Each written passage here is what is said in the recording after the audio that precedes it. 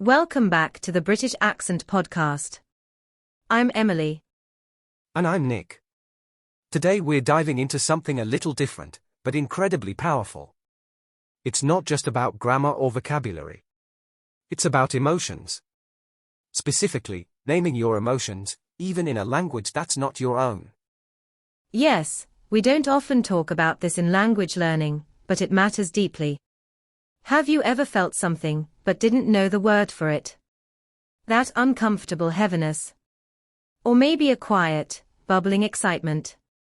And you think, I don't know how to describe this in English. Exactly. And when we can't name what we're feeling, it can make those emotions feel even bigger, or more confusing. But here's the interesting part, research actually shows that just naming an emotion, putting it into words, can help us regulate it. Right? The moment you say, I feel anxious, or I'm overwhelmed, or even I'm okay, but tired, you're doing something really important. You're giving shape to something that felt shapeless. You're bringing clarity to the storm inside. And even when you do this in your second language, in English, it still works. Maybe not perfectly at first. Maybe the words feel foreign, or mechanical. But over time, they become yours. They become tools you can use to understand yourself better. There's something so powerful about learning to say, I feel sad today, or I'm proud of myself, in English. It's not just communication, it's healing. It's self-awareness. You're not only learning a language. You're learning how to listen to yourself. And when English learners start exploring emotion words, they often realize how many shades of feeling there are. It's not just happy or sad. There's restless, grateful, disappointed, hopeful, numb, lonely, relieved. Yes. Words are like emotional maps. The more words you know, the more precisely you can say, this is where I am today. And even if you're still working on fluency, you don't need a perfect accent or grammar to say, I feel nervous. That sentence is powerful just as it is. And I think it's important to say, sometimes people feel like they are weak for having strong emotions. Especially in a learning context, where they think they should always be focused, motivated, confident. But emotions are part of learning. And they are part of being human. Completely. And when you name what you're feeling, you're not being dramatic. You're being honest. You're giving yourself permission to be real. And that's actually what makes language meaningful. Not perfection, but connection. I love that. And sometimes, naming your emotions in English can even soften them. Saying I'm a bit frustrated today can reduce that inner tension. It creates a little space between you and the feeling. Like, okay, I see you. But you're not all of me. Yes. That space is everything. It's not about pretending the feeling isn't there, it's about observing it. Naming it. And in doing that, you become more present, more grounded. Even more compassionate with yourself. So for any listener out there who's learning English and feeling a bit lost emotionally, maybe today's a day to try it. Just find one emotion word that fits.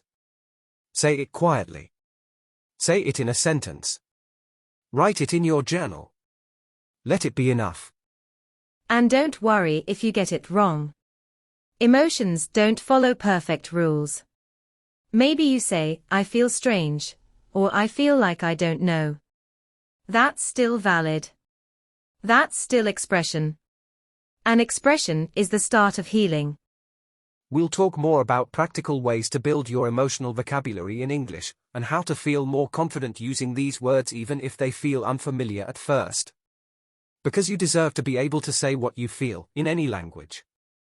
One way to begin expanding your emotional vocabulary in English is by paying attention to the small moments.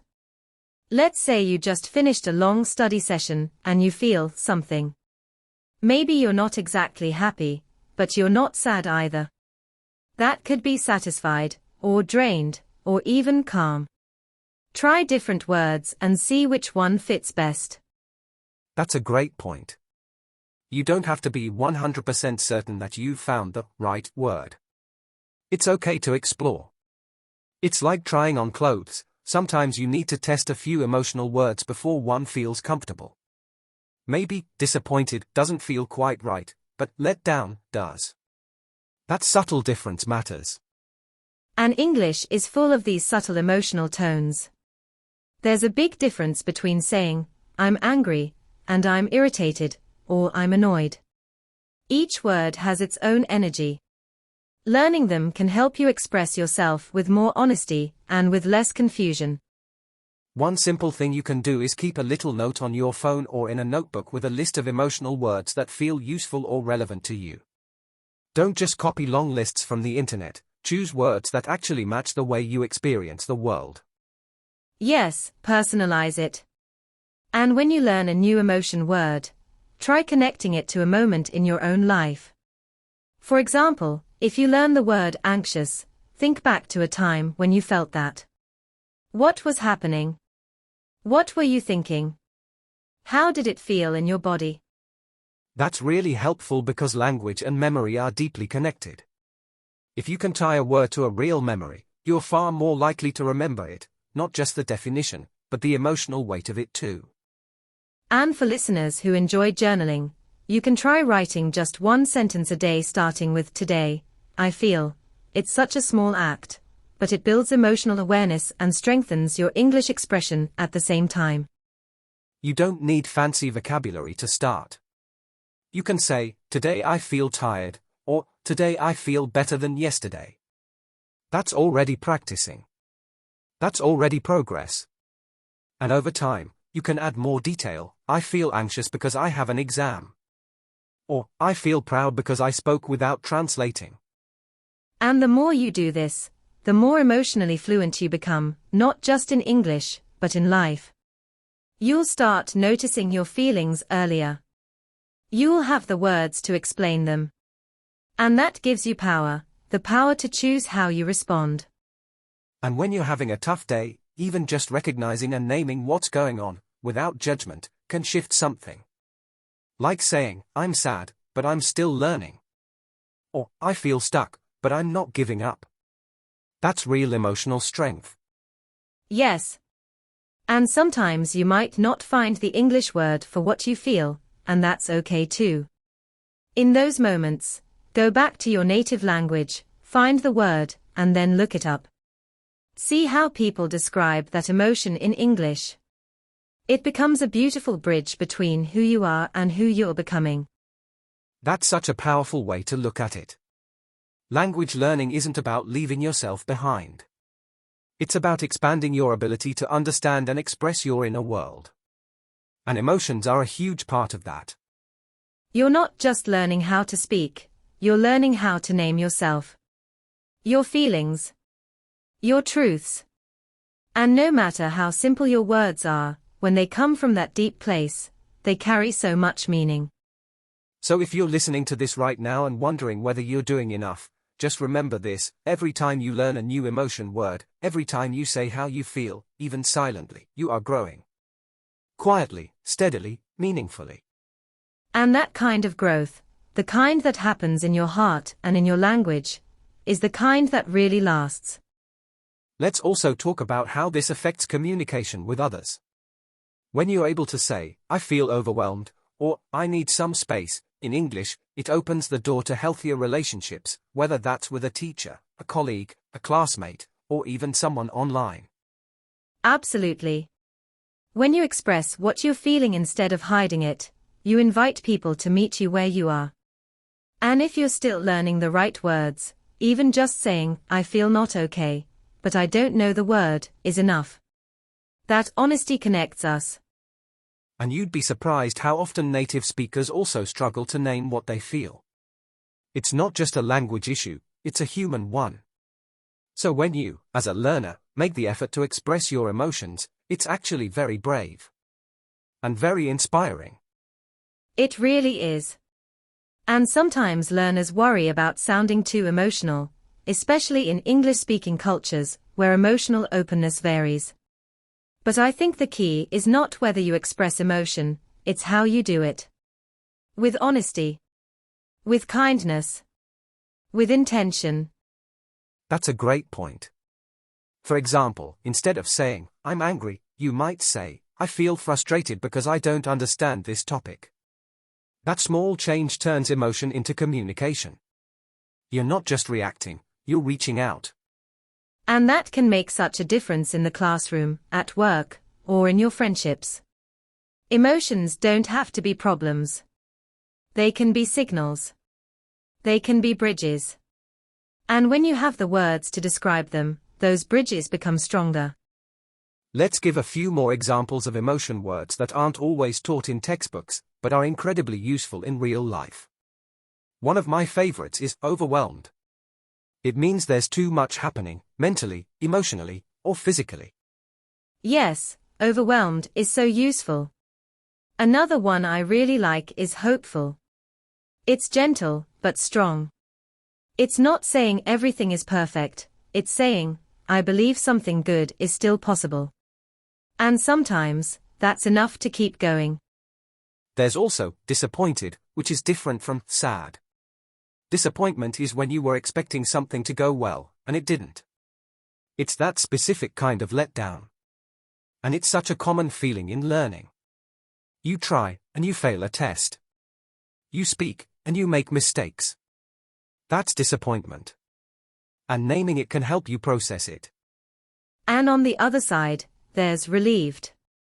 It's that breath you take when something difficult is over. Like when you finish an exam, or when you finally understand a word you've been struggling with for weeks. Relief is quiet, but powerful. Another great one is insecure. It's when you don't feel confident. It's when you worry about being judged or misunderstood.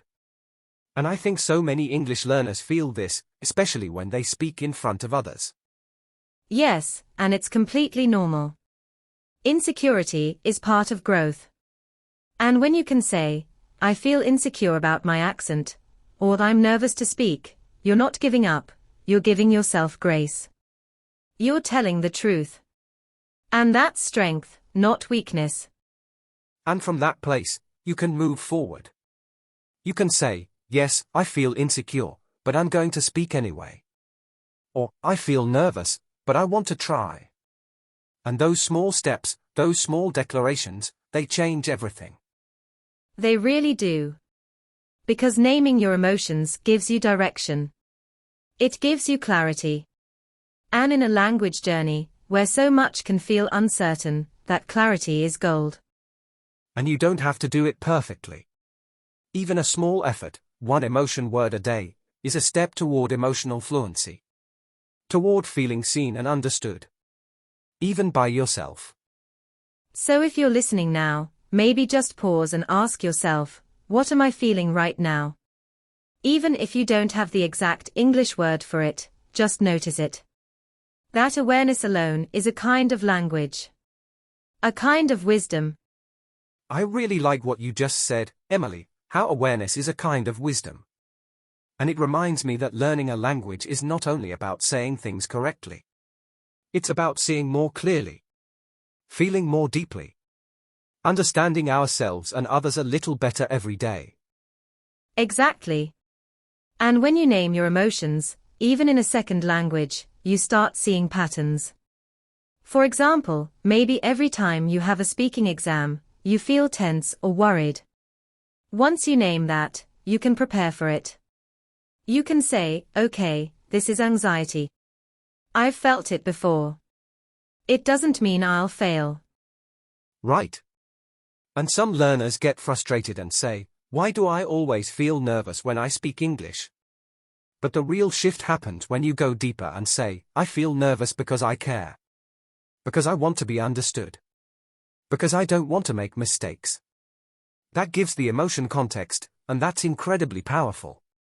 Sometimes, the English word helps you understand a feeling you've never been able to explain in your native language.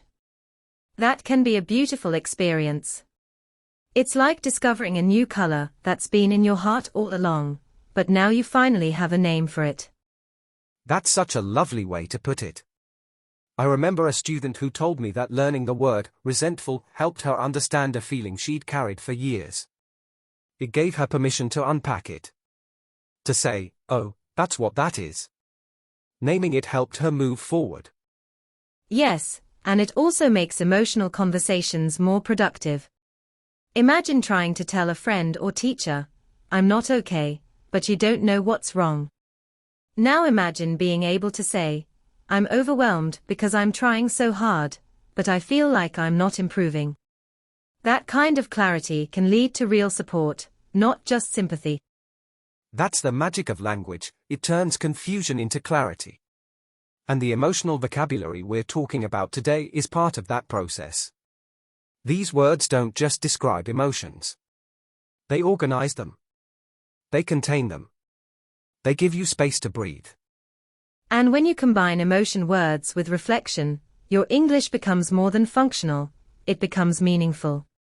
You're not just saying, I'm fine out of habit. You're saying what's real. You're saying, I feel hopeful, or I feel discouraged but determined. And sometimes that's all someone needs to hear. Or all you need to say. Because even when no one else understands what you're going through, just naming your emotion in English, even quietly to yourself, can remind you that you're not lost. You're learning. You're growing. You're alive in this moment. And all of that, every part of it, counts as practice. Even when you don't open your mouth. Even when you're just thinking in English about how you feel. That's learning. That's progress. That's connection. So maybe today, the invitation is simple. Don't just practice speaking. Practice feeling. Practice naming. Practice noticing. That small habit, done again and again, will not only improve your English, it will improve your relationship with yourself. Yes. And that kind of growth doesn't always look big on the outside. But inside, it's everything. Let's also touch on how naming your emotions can actually reduce their intensity. It's something psychologists call affect labeling. When you say, I feel anxious, your brain starts calming down. It sounds simple, but it's backed by science. Yes, I love that concept. It's like shining a light on something in the dark. As long as you don't know what you're feeling, it has power over you. But once you name it, you begin to take back control. Even just whispering the word to yourself, nervous, sad, confused, can make it feel less overwhelming. It's a quiet act of courage, isn't it? And when you do it in English, it also builds your confidence as a speaker. Because suddenly, English isn't just a tool for talking about work or weather, it becomes a way to talk about your real inner world. And what's beautiful is, emotions are universal. So even if your grammar isn't perfect, or your pronunciation feels shaky, people still understand you. When you say, I'm tired, or I feel lonely, the message gets through. And that's what language is really about, connection, not perfection. Exactly. I once had a student who said, I don't know many words, but I want to say this, I feel invisible. And it broke my heart a little, but it also moved me deeply. That moment was more honest and human than any textbook sentence could ever be. Wow. And I think a lot of learners feel that way, like they're trying so hard to express themselves, but no one really sees them. That's why these emotion words matter. They help you be seen, even in your second language. They give shape to what's inside you. That reminds me of how children learn to speak. We teach them words like happy, mad, scared, tired, long before they can form full sentences. We don't wait until their grammar is perfect, we just want them to be able to say what they feel. Yes, and as adults learning a language, we deserve that same patience and kindness. You don't need complex vocabulary to say something meaningful. Sometimes just one word, spoken softly, or even just thought silently, can make a world of difference. And that word might even teach you something about yourself.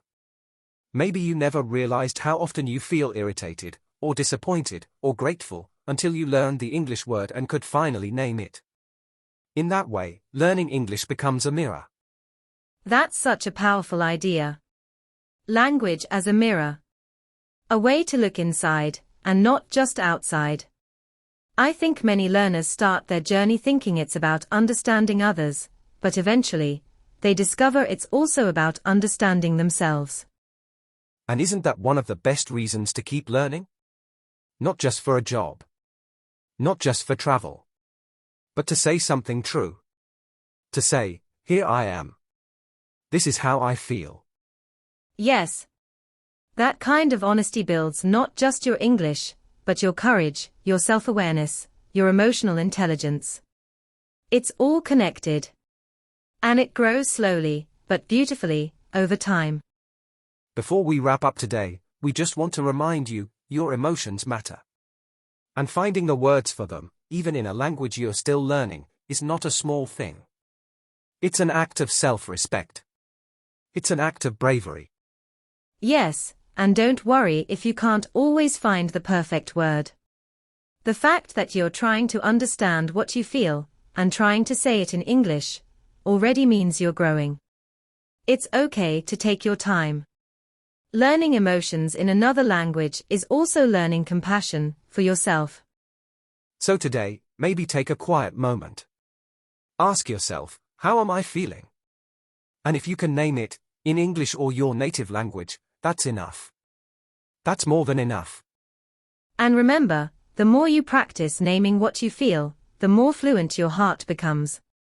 And that's a kind of fluency no exam can measure, but it's one of the most powerful things you can ever develop. This is the British Accent Podcast, and we're so glad you joined us today. Until next time, take care of your words and your heart.